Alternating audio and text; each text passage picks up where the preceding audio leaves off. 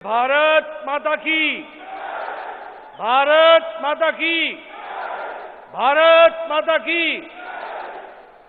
आज के इस विशाल जनसभा में मंच पर उपस्थित हमारे बहुत ही कर्मठ, लोकप्रिय और संवेदनशील अध्यक्ष सम्माननीय संजय बंडी जी, हमारे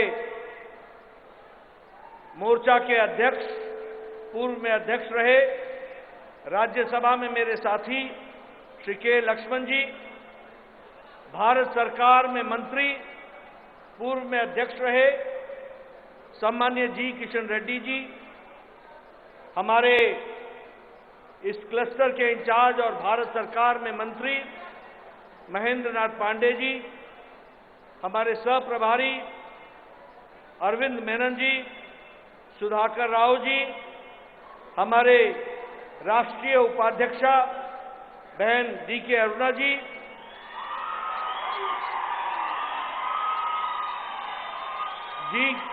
हमारे जितेंद्र रेड्डी जी, विश्वेश्वर रेड्डी जी, हमारे सभी वरिष्ठ साथीगण जो मंच पर विराजमान हैं, सांसदगण, विधायकगण और यहां नगर कुर्नूल में एकत्र आए इतनी बड़ी संख्या में देवियों और सज्जनों और मेरे युवा साथी, नौजवान साथी और मीडिया के मेरे साथी, प्रिंट मीडिया और इलेक्ट्रॉनिक मीडिया के मेरे साथी, मेरा ये सौभाग्य है कि मुझे आज नगर कुर्नूल में इस जनसभा में, जहां 9 वर्ष मोदी जी के नेतृत्व में सेवा, सुशासन और गरीब कल्याण के लिए काम में जुटे हुए हैं, उसकी चर्चा करने के लिए आया हूं। तो सबसे पहले मैं यहां पर इस शक्तिपीठ मां जोगुलांबा को नमन करते हुए अपनी बात को प्रारंभ करता हूं। मित्रों, यहां उमा महेश्वरम स्वामी मंदिर, उसे भी नमन करते हुए और पवित्र कृष्णा नदी को भी याद करते हुए अपनी बात को प्रारंभ करता हूं। मित्रों, मैं बैठा बैठा याद कर रहा था कि किस अरमान से, कितने अरमानों को लेकर हम सब लोगों ने तेलंगाना का निर्माण किया था। यहां मंच पर बैठे हुए मेरे बहुत से ऐसे साथी हैं जिन्होंने तेलंगाना के लिए आंदोलन में अपना सर्वस्व लगा दिया और तेलंगाना को राज्य के रूप में स्थापित करने में कोई कसर नहीं छोड़ी। मैं उन तमाम लोगों को जिन्होंने तेलंगाना के लिए अपने आप को आहूत किया, उनको मैं नमन करता हूं और उनको मैं नमन करते हुए अपनी बात को प्रारंभ करता हूं। मित्रों, लेकिन मुझे आज दुख है, मुझे दुख इस बात का है कि तेलंगाना पीछे रह गया और एक परिवार तेलंगाना का शोषण करके आगे बढ़ने का प्रयास किया। ये सबसे बड़ी दुर्भाग्य की बात है। और जब मैं एक परिवार बोलता हूं तो ये केसीआर का परिवार,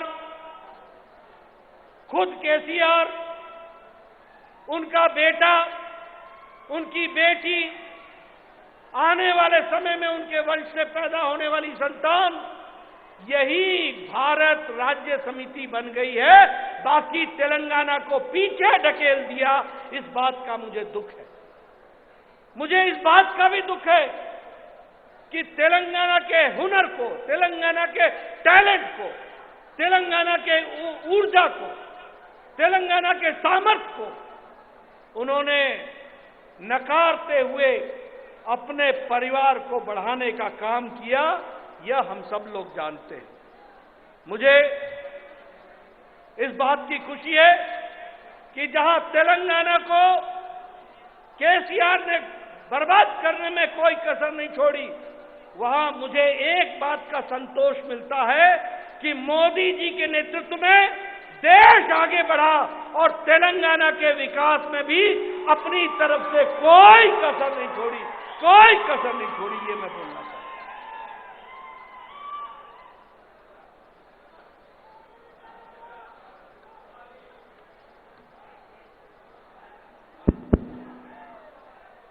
భారీ ఎత్తున కొనసాగుతున్నటువంటి అశేష ప్రజానీకము బహిరంగ సభకు వేదిక మీద ఉన్న పెద్దలు,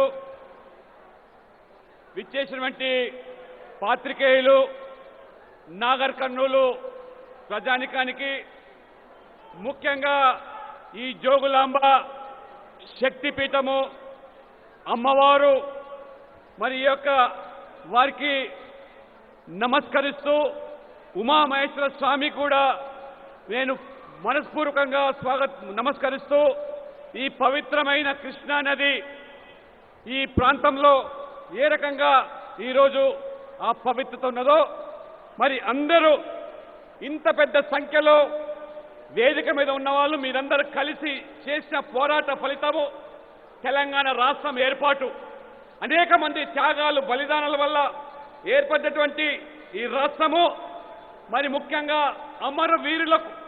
అమరవీర కుటుంబాలకు నేను మనస్పూర్వకంగా వారికి ఆదరపూర్వకంగా వారి త్యాగాలకు ఈరోజు శిరస్సు వంచి నమస్కరిస్తూ, ముఖ్యంగా ఈ సాధించుకున్న తెలంగాణనేమో వెనుకబడిపోతూ ఉన్నది. కానీ తెలంగాణ పేరు మీద ఒక కుటుంబం మాత్రమే బాగుపడుతూ ఉన్నది, అది ఒక కేసీఆర్ కుటుంబం మాత్రమే. ఇవాళ తెలంగాణ వచ్చింది, తెలంగాణ సామర్థ్యము అనేక మంది పేద ప్రజలు వారికి ఉన్నటువంటి ఈ సామర్థ్యం ద్వారా తెలంగాణను ముందుకు తీసుకుపోవాల్సింది పోయి ఒక కుటుంబం మాత్రమే కేసీఆర్, కేటీఆర్, కవిత మాత్రమే ఈరోజు బాగుపడుతూ ఉన్నారు. అందుకనే ఇవాళ బీఆర్ఎస్ ముందుకు పోయింది, ఏర్పాటు చేశారు. ఎందుకోసం అంటే ఆ కుటుంబం బాగు కోసమే. ఇవాళ ముఖ్యంగా నరేంద్ర మోడీ గారి నేతృత్వంలో తెలంగాణ అభివృద్ధి కోసం అనేక రకాలుగా భారీ ఎత్తున నిధులు, అభివృద్ధి, పేదల సంక్షేమం కోసం పాటుపడుతూ సేవ, సుపరిపాలన, పేదరిక నిర్మూలన అంకితంతో పనిచేసినటువంటి మోదీ ప్రభుత్వం ఖచ్చితంగా తెలంగాణ అభివృద్ధికి కట్టుబడి ఉందని చెప్పి నేను తెలియజేస్తా ఉన్నాను.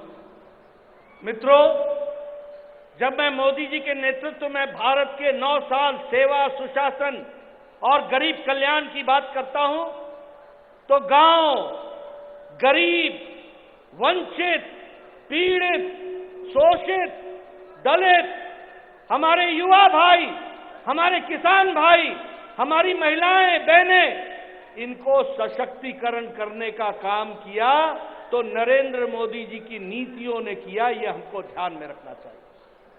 जब हम बात करते हैं प्रधानमंत्री गरीब कल्याण अन्न योजना की, तो 80 करोड़ की जनता को 5 किलो गेहूं या 5 किलो चावल, 1 किलो दाल और 1 किलो नमक देने का काम किसी और ने नहीं किया, नरेंद्र मोदी ने 80 करोड़ की जनता को दिया है। और जब मैं 80 करोड़ की जनता बोलता हूं तो इसका मतलब यह हुआ कि सारी यूरोप की जनसंख्या से कहीं ज्यादा हमारे गरीब लोगों को मोदी जी 5 किलो गेहूं या 5 किलो चावल दे रहे हैं। और आपको जानकर खुशी होगी कि भारत की गरीबी 22% से घट करके 10% से कम हो गई है। From 22% it has been reduced to 10%, less than 10%. और अति गरीबी, एक्सट्रीम पॉवर्टी 1% से भी कम हो गई है। ये भारत की बदलती तस्वीर हमको देखने को मिलती है। प्रधानमंत्री आवास योजना, 4 करोड़ घर बने, 4 करोड़, और 4 करोड़ का मतलब होता है कि जिसमें 15 करोड़ लोगों को शेल्टर मिला और 15 करोड़ लोगों को अगर राहत मिली है तो यह ऑस्ट्रेलिया की पॉपुलेशन का 6 गुना है, ऑफ ऑस्ट्रेलियन पॉपुलेशन। लेकिन मुझे दुख होता है कि इसमें भी प्रधानमंत्री आवास योजना में केसीआर जी का घपला हुआ है, घोटाला हुआ है। बोलिए, घोटाला हुआ कि नहीं हुआ? हुआ कि नहीं हुआ? घोटाले वाले लोगों को जेल में जाना है कि नहीं? जाना है कि नहीं? उनको भेजना है तो कमल खिलाना होगा, ये भी आपको याद रखना होगा, ये भी आपको समझना होगा। मित्रों, प्रधानमंत्री स्वच्छता अभियान, इज्जत घर, टॉयलेट्स, क्या संख्या थी? 11 करोड़। और 11 करोड़ में 31 लाख टॉयलेट्स हमारे तेलंगाना में बने, 31 लाख। और 31 लाख का मतलब है कि आज मोदी जी ने भारत को 100% ODF कर दिया, ओपन डेफिकेशन फ्री कर दिया। अब कोई बाहर खेत में नहीं जाता है, सबको, यानी 11 करोड़ महिलाओं को और आपके यहां 31 लाख महिलाओं को इज्जत से जीने का अधिकार दिया, तो नरेंद्र मोदी जी ने दिया, ये भी हमको ध्यान में रखना चाहिए। मित्रों, उज्ज्वला योजना, उजाला योजना, इन सब ने जहां गैस पहुंचाई, वहीं प्रधानमंत्री आयुष्मान योजना, 50 करोड़ पीपल, 50 करोड़ का मतलब होता है कि साउथ अमेरिका की आबादी से ज्यादा, more than south America population, 50 crore को 5 लाख रुपए का हेल्थ कवर देने का काम आदरणीय नरेंद्र मोदी जी ने किया। और इस तरीके से गरीब को, महिलाओं को, वंचित को, किसान को, उनको अगर किसी ने रास्ता दिया। अब किसान सम्मान निधि में 11 करोड़ 78 लाख, 11 करोड़ 78 लाख लोगों को किसान सम्मान निधि हर चौथे महीने 2000 रुपए दे रहे हैं। और उसमें भी हमारे 38 लाख 50 हजार तेलंगाना के किसान हैं। 38 लाख 50,000 आज तेलंगाना किसान जिनको प्रधानमंत्री किसान सम्मान निधि मिल रही है। इसलिए मित्रों, गांव, गरीब, वंचित, पीड़ित, शोषित, दलित, इनको ताकत देने का काम किया है तो नरेंद्र मोदी जी ने किया, ये हमको ध्यान रखना चाहिए। మిత్రులారా, నరేంద్ర మోడీ ప్రభుత్వము ఇది పూర్తిగా కేవలం పేదలకు అంకితమైన ప్రభుత్వం.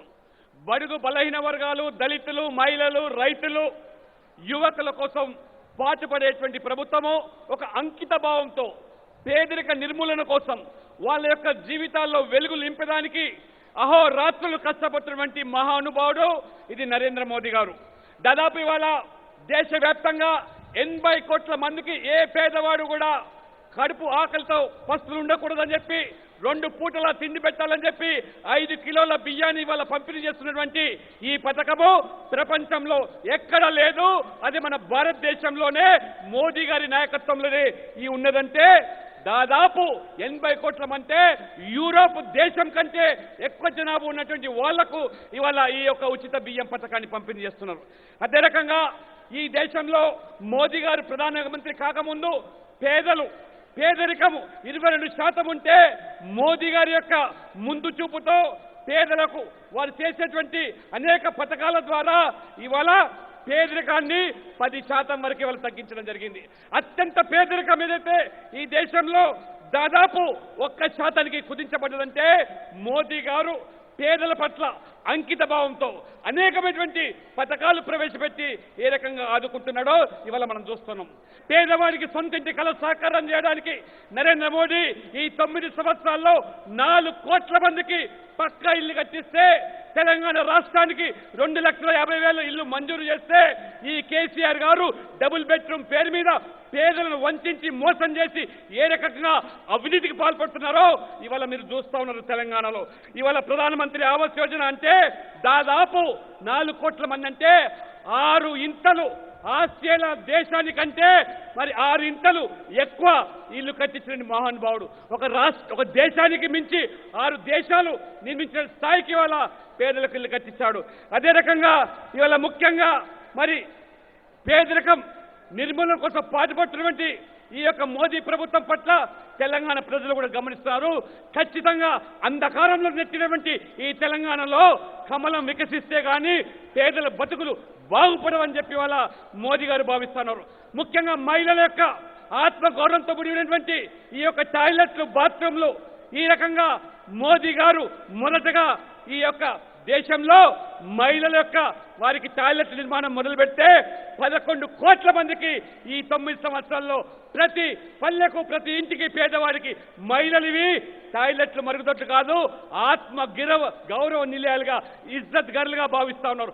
11 కోట్లు దేశంలో నిర్మిస్తే 21 లక్షల టాయిలెట్లు తెలంగాణలో నిర్మించి 100% తెలంగాణలో ఏ పల్లెలో ఏ వాడలో మరుగుదొడ్లు లేకుండా ఇవాళ మహిళలకు ఆపద్బాంధుగా నరేంద్ర మోడీ గారు ఉజ్వల గ్యాస్ ఒంటిట్లో మహిళలు పడుతున్న పేదవాళ్ళు కష్టాలు చూశాడు.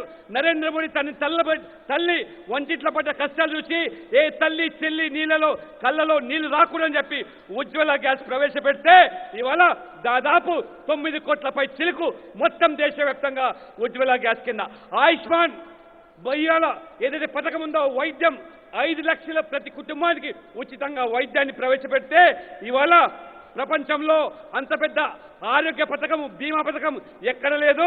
దాదాపు 50 కోట్ల మందికి అంటే సౌత్ అమెరికాకు మించి ఇవాళ అటువంటి ఆరోగ్య వైద్య పథకాన్ని మోదీ గారు ఇచ్చారంటే పేదల పట్ల వారికి ఉన్నటువంటి అంకితభావం. రైతులకు పెట్టుబడి సాయం కింద కిసాన్ సమ్మాన్ నిధి కింద సంవత్సరానికి 6,000 2,000 రూపాయలు విడతలుగా ఆ రకంగా ఇస్తా ఉంటే నేరుగా ఇవాళ ఈ రైతుల ఖాతాలో చేరుతుంది. దళారీ వ్యవస్థ లేదు, రూపాయి కోత లేకుండా అవినీతికి తావు లేకుండా మోదీ గారు ఏ రకంగా 11,78 లక్షల మందికి దేశవ్యాప్తంగా ఇస్తా ఉంటే తెలంగాణలో 48 లక్షల రైతులకు నేరుగా వాళ్ళ బ్యాంకు ఖాతాలో చేరుతుంది. ఇది మోదీ గారి ప్రభుత్వం. పారదర్శకతో అవినీతి రహితంతో పనిచేసే ప్రభుత్వం అది మోదీ గారి ప్రభుత్వం. ఇది मित्रों, जब मैं प्रधानमंत्री मोदी जी की बात कर रहा हूं तो आप ये भी ध्यान रखिए कि आज कोरोना के बाद और यूक्रेन की लड़ाई के बाद दुनिया में आर्थिक मंदी आई, लेकिन अकेला भारत मोदी जी के नेतृत्व में आर्थिक रूप से ब्राइट स्पॉट की तरह चमक रहा है और आगे बढ़ रहा है. इसको हमको समझना चाहिए. अभी मॉर्गन स्टैनली की रिपोर्ट ने ये कहा कि इंडिया की इकोनॉमी, भारत की अर्थव्यवस्था बहुत मजबूती पर खड़ी है, इन्फ्लेशन पर काबू है, खाद्य सामग्री की महंगाइयों पर काबू है और इसके साथ साथ विकास दर में 8.2% के रूप में आगे बढ़ रहा है. आज भारत 10वीं नंबर की अर्थव्यवस्था से छलांग लगा करके 5वीं नंबर की अर्थव्यवस्था बन गई है. $84.8 billion US dollars foreign direct benefit के तर्ज पर यहां पर खर्च हो रहे हैं एक साल के अंदर. आज हमारा इलेक्ट्रॉनिक में मैन्युफैक्चरिंग 500% बढ़ गई, 500 टाइम्स बढ़ चुकी है. मोबाइल जो हम 2014 में 92%, 92% वी यूज टू इंपोर्ट, हम उसको बाहर से लाते थे, विशेष करके चाइना से लाते थे. आज आपके हाथ में जो मोबाइल है वो 97%, 97% इंडिया में बन रहा है और अब एप्पल का मोबाइल भी इंडिया में बन रहा है. आज जापान को पछाड़कर ऑटोमोबाइल इंडस्ट्री में हम दुनिया में 3रे नंबर पर खड़े हो गए हैं.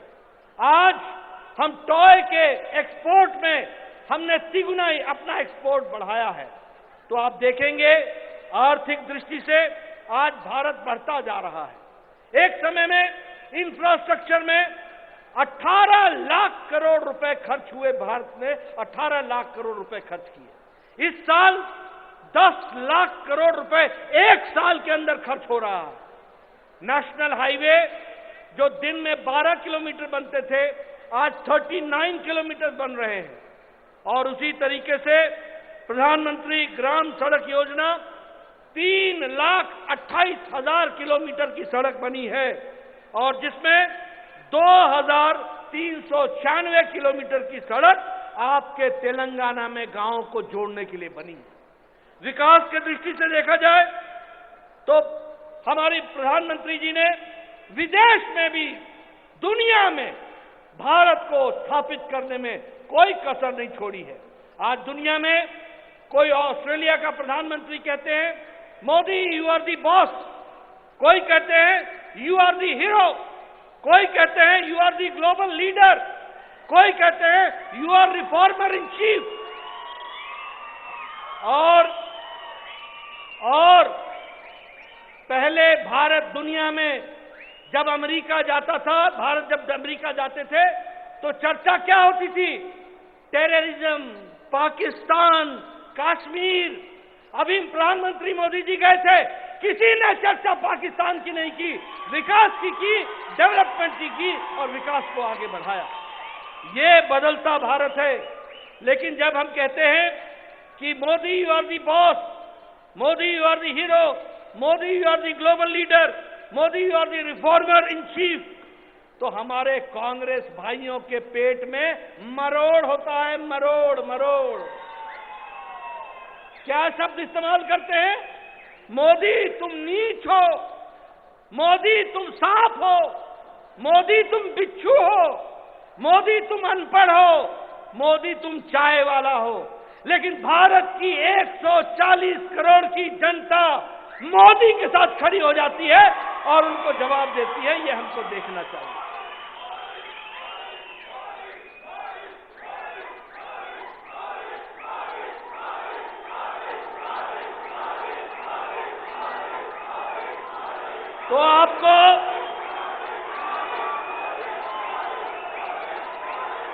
तो आपको समझना चाहिए, अभी अभी आज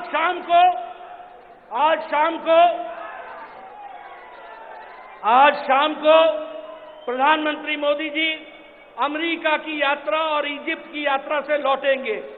आज ही उनको इजिप्ट का सर्वोच्च सम्मान के साथ उनका स्वागत हुआ है इजिप्ट में, और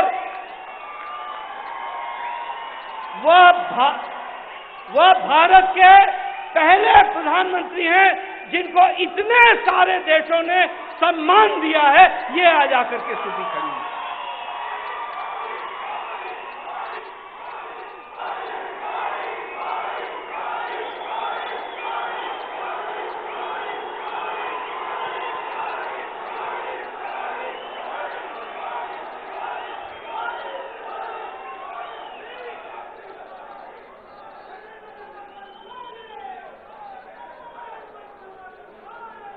మిత్రులారా, ప్రపంచమంతా కూడా గత 2 సంవత్సరాల కాలంలో కరోనా కష్టకాలం, మరోవైపు యుక్రెయిన్ రష్యా యుద్ధం, ఇంత పరిస్థితిలో కూడా గడ్డు కాలంలో కూడా నరేంద్ర మోడీ గారి యొక్క ముందు చూపుతోని భారత ఆర్థిక వ్యవస్థను ఏ రకంగా పటిష్టంగా పెట్టాడు. వారు ఒక విజనరీ లీడర్ కాబట్టి ఏ రకంగా ఇన్ఫ్రాస్ట్రక్చర్ మీద పెట్టుబడి పెట్టి ఇవాళ ప్రపంచంలోనే ఆర్థికంగా 10వ స్థానంలో ఉన్నటువంటి భారతదేశాన్ని 5వ స్థానానికి తీసుకొచ్చినటువంటి ఆ ఖ్యాతి ఘనత అది నరేంద్ర మోడీకి దక్కుతున్నది. ఇవాళ ఆర్థిక పరిస్థితి, ఇవాళ పొరుగు దేశాలు, ప్రపంచ దేశాలు అల్లాడిపోతా ఉన్నాయి. కానీ ఇవాళ ఆర్థికంగా పటిష్టంగా ఉన్నాం, స్థిరంగా ఉన్నాం. మార్గన్ స్టాన్లీ ఆయన నివేదిక చెప్తాడు, ఇవాళ అభివృద్ధి ఈ భారతదేశంలో వేగంగా ముందుకు పోతా ఉన్నది, ద్రవ్యోల్బణం తగ్గిపోతా ఉన్నది, అభివృద్ధి రేటు పెరిగిపోతా ఉన్నది. దాదాపు ఒక్క సంవత్సరంలోనే $84,000 ఖర్చు పెడితే ఇవాళ ఒక్కసారి మోదీ పరిపాలన చూస్తే 92% మన మొబైల్ ఫోన్స్ మోదీ పూర్వము మనము దిగుమతి చేసుకునే వాళ్ళం. 92% మనం కొనే ప్రతి ఫోను చైనా నుంచి వచ్చేది. కానీ ఇవాళ మోదీ గారి నేతృత్వంలో 97% ప్రతి మొబైల్ ఫోను భారతదేశంలో ఉత్పత్తి అవుతా ఉన్నది. మనం వాడే టెలిఫోన్లన్నీ కూడా ఈ భారతదేశంలో మనం తయారు చేస్తాం. ఇది మోదీ గారి యొక్క ఘనత. ఇవాళ ఆ రకంగా చూస్తే ఆటోమొబైల్ ఇవాళ ఎగుమతి ఆటోమొబైల్ మ్యానుఫ్యాక్చరింగ్ లో 3rd ప్లేస్ లో ఉన్నాం. బొగ్గు ఎక్స్పోర్ట్ లో ముందుగా ఉన్నాం. ఒకసారి మనం చూస్తే భారతీయులుగా గర్వపడుతున్నాం. మోదీ గారు విదేశాలకు వెళ్తే, యుఎస్కి వెళ్తే ఏ రకంగా ఆ ప్రపంచ దేశాల అధినేతలు మోదీ గారిని ఈజ్ మై బాస్ అని వివరిస్తున్నారు, మై హీరో అంటున్నారు, మా గ్లోబల్ లీడర్ అంటున్నారు, పాదాభివందనం చేస్తున్నారు. ఇది మోదీ గారు ప్రపంచమంతా కూడా కొనియాడుతూ ఉంటే, మోదీ గారి పట్ల ఆదరణ పెరుగుతూ ఉంటే, ఈరోజు మోదీ గారు వెళ్తే ఏ రకంగా బ్రహ్మరథం పడుతున్నారు. కానీ మన ప్రత్యర్థులు కాంగ్రెస్ పార్టీ నాయకులు జీర్ణించుకోలేకపోతున్నారు, మోదీ గారిని ఎదిరించలేకపోతున్నారు. మోదీ గారి అభివృద్ధి, పేదల సంక్షేమం పట్ల వాళ్ళు విమర్శలు చేయలేకపోతారు. వారు విమర్శలు చేస్తుంది ఏమిటంటే, మోదీ గారిని ఏ రకంగా ఆయన కులం పేరు మీద ఆ రకంగా నీచ్ అంటూ ఉన్నారు, దొంగ అంటున్నారు, ఛాయవాడు అంటున్నాడు. ఈ పేదవాడు దేశానికి ప్రధానమంత్రి ఎట్లయితాడు, ఛాయ్ అమ్ముకునేవాడని చెప్పి ఈ రకంగా అక్కసుతో రాహుల్ గాంధీ వీరందరూ కూడా వారు మాట్లాడుతున్నారు. మోదీ గారు ఏ రకంగా విషయాన్ని మింగినట్టుగా ఈ విమర్శలు మింగుతూ ఈ దేశ ప్రజల ప్రయోజనాల కోసం ఎంత దానికైనా సిద్ధం, కానీ నేను రాజీ పడను, ఈ దేశాన్ని ముందుకు తీసుకుపోతానని చెప్పి వారు చెప్తున్నారు. మరి మోదీ గారు మొన్న అమెరికా, ఈజిప్ట్ పర్యటించి ఇవాళ సాయంత్రం భారతదేశానికి వస్తా ఉన్నాడు. ఒక్కసారి ఈజిప్టులో కొన్ని దశాబ్దాల తర్వాత మొదటి ప్రధానమంత్రి నరేంద్ర మోదీ గారు ఈజిప్ట్కి వెళ్తే బ్రహ్మాండమైనటువంటి స్వాగతం పలికారు. ఇవాళ మొదటి భారతదేశ ప్రధానమంత్రి ఆ రకంగా బ్రహ్మాండమైన స్వాగతం కాకుండా మొత్తం ఈజిప్ట్ అంతా కూడా వారికి మోకరిల్లిందంటే, ఒక్కసారి మోదీ గారు ప్రపంచ నేతగా ఎదుగుతా ఉంటే భారతీయులుగా మనం గర్వపడుతూ ఉన్నాం. ఇవాళ मोदी जी ने देश के लिए तो किया ही किया, लेकिन तेलंगाना को भी विकास की दृष्टि से विकास में कोई कसर नहीं छोड़ी और विकास को आगे बढ़ाया है. मैं बताना चाहता हूं कि पिछले समय में मोदी जी आए थे और उन्होंने 11,300 करोड़ रुपए के प्रोजेक्ट का शिलान्यास भी किया और कई प्रोजेक्ट का उद्घाटन भी किया. आपको जानकर खुशी होगी कि अब बीबी नगर में all India institute of medical sciences 1,350 crore रुपए का 1,350 करोड़ रुपीस का उसका काम बनने का शुरू हो गया है. उन्होंने सिकंदराबाद के रेलवे स्टेशन के रीडेवलपमेंट के लिए 720 करोड़ रुपए दिए हैं.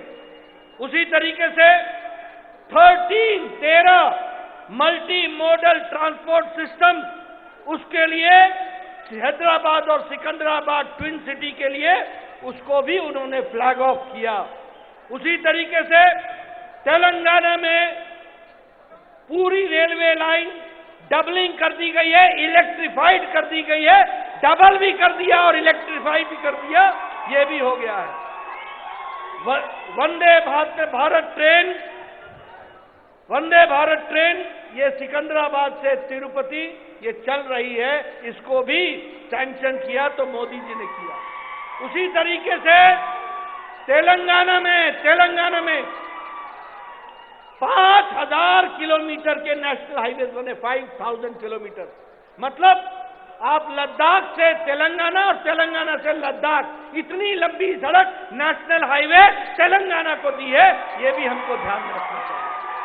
उसी तरीके से हमारे अंबरपेट में 1,186 करोड़ रुपए के लागत से एलिवेटेड रोड बनने का, फ्लाईओवर बनने का काम शुरू हुआ है. मित्रों, अगर कहा जाए तो तेलंगाना के लिए 1,110 हमारे करोड़ रुपए सिर्फ रेलवे का एलोकेशन इस बार है.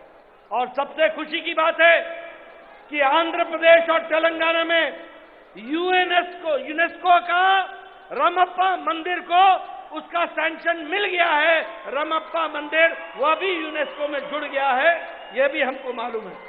उसी तरीके से Hyderabad Nagpur industrial corridor, Hyderabad Warangal industrial corridor, उसी तरीके से मेगा टेक्सटाइल पार्क, ये सब काम तेलंगाना में आदरणीय प्रधानमंत्री मोदी जी ने करके दिया है. यह मैं आपको बताना चाहता हूं. विकास की एक नई कहानी लिखी है, विकास को आगे बढ़ाया है. जहां देखो rail, highway, elevated road, metro, सब जगह पर विकास के काम चले हैं। ये बात जान करके हम सबको खुशी भी होती है और 9 साल सेवा, सुशासन और गरीब कल्याण का काम हुआ है। మిత్రులారా, నరేంద్ర మోడీ గారు దేశవ్యాప్తంగా ఏ రకంగా అభివృద్ధి చేస్తా ఉన్నాడో తెలంగాణ ప్రజల ప్రయోజనాల దృష్ట్యా తెలంగాణ పట్ల కూడా అంతే చిత్తశుద్ధితోని తెలంగాణ బాగుపడాలి, తెలంగాణ భారతదేశంలో అంతర్భాగం అని చెప్పి భావించి మొన్నటికి మొన్న వచ్చి 11,000 కోట్ల రూపాయల ప్రాజెక్టులు వారు ప్రారంభోత్సవం చేశారు. కళ్ళుండి చూడలేని కబోదులు మన బీఆర్ఎస్ నాయకులు ఇవాళ వారు స్వయంగా సికింద్రాబాద్ రైల్వే స్టేషన్లో అత్యంత ఆధునికమైనటువంటి ఈ యొక్క ప్రపంచ స్థాయిలో ఆ రైల్వే స్టేషన్ అభివృద్ధికి 740 కోట్ల రూపాయలు. ఇవాళ తెలంగాణలో నేషనల్ హైవేస్, రోడ్వేస్, రైల్వేస్ ఈ రకంగా అన్ని రంగాల్లో కూడా అభివృద్ధి చేస్తున్నాడు.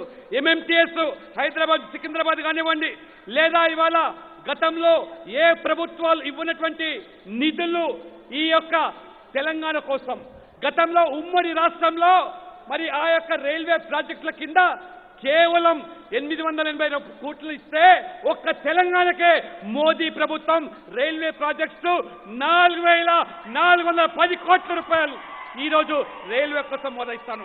2 వందే భారత్ ఎక్స్ప్రెస్లు తెలంగాణ రాష్ట్రానికి 2 వందే భారత్ ఎక్స్ప్రెస్లు సికింద్రాబాద్ నుంచి తిరుపతి, సికింద్రాబాద్ నుంచి ఈ రకంగా విశాఖపట్నం. అంతేకాకుండా ఇవాళ ముఖ్యంగా నేషనల్ హైవేస్ అంటే ఈ 2014 పూర్వము స్వాతంత్రం వచ్చిన తర్వాత తెలంగాణలో 2,500 కిలోమీటర్ల నేషనల్ హైవేస్ ఉంటే ఈ 9 సంవత్సరాల్లోనే మోదీ ప్రభుత్వం అదనంగా 2,500 కిలోమీటర్ల రోడ్లేసి 5,000 కిలోమీటర్లు ఇవాళ నేషనల్ హైవేస్ అంటే లద్దాఖ్ నుంచి తెలంగాణ వరకు, తెలంగాణ నుంచి లద్దాఖ్ వరకు ఎంత రోడ్డు అవుతుందో ఆ రోడ్డు మీరు 60 సంవత్సరాలు ఇచ్చే రోడ్లు మోదీ గారు 9 సంవత్సరాలనే తెలంగాణకు ఇచ్చాడు. ఇవాళ ఆ రకంగా నరేంద్ర మోదీ గారు ఇవాళ హైదరాబాద్ నల్గొండకు ఇండస్ట్రియల్ కారిడారు, హైదరాబాద్ వరంగల్కు ఇండస్ట్రియల్ కారిడారు, మెగా టెక్స్టైల్స్ దేశం మొత్తం మీద కూడా 7 మెగా టెక్స్టైల్స్ పార్కులు వారు ఆమోదం చెప్తే ఒకటి తెలంగాణ ప్రజల కోసం, తెలంగాణ వెనుకబడ్డ చేనేత కార్మికుల కోసం ఇవాళ మోదీ గారు ఇచ్చారు. అంతేకాకుండా ఇవాళ ఆంధ్రప్రదేశ్ తెలంగాణ రాష్ట్రానికి మన గొప్పగా చెప్పుకునే తెలంగాణలో వరంగల్లో ఉండే రామప్ప దేవాలయానికి యునెస్కో ద్వారా ఇవాళ గుర్తింపు వచ్చిందంటే అది మోదీ ప్రభుత్వం యొక్క చొరవ అనే విషయాన్ని ఈ తెలంగాణ ఈ పాలకులు మర్చిపోతున్నారు. తెలంగాణకు మోదీ ప్రభుత్వం కట్టుబడి ఉన్నది. ఒక్కసారి మీరందరూ కూడా తెలంగాణలో మోదీ యొక్క పాలన 9 సంవత్సరాలుగా ఏ రకంగా కొనసాగిందో గమనించాల్సిన నేను కోరుతా ఉన్నాను. मित्रों, कल पटना में ये महागठबंधन की रैली हुई, मुलाकात हुई, गले से गले मिलकर के बैठे। मित्रों, ये फोटो सेशन था, फोटो सेशन। एक तरफ मोदी जी ने विकास को आगे बढ़ाया और वंशवाद को समाप्त किया, एक तरफ मोदी जी ने विकासवाद को बढ़ाया और वोट पॉलिटिक्स को समाप्त किया, एक तरफ मोदी जी ने तुष्टीकरण को समाप्त किया और विकासवाद को आगे बढ़ाया।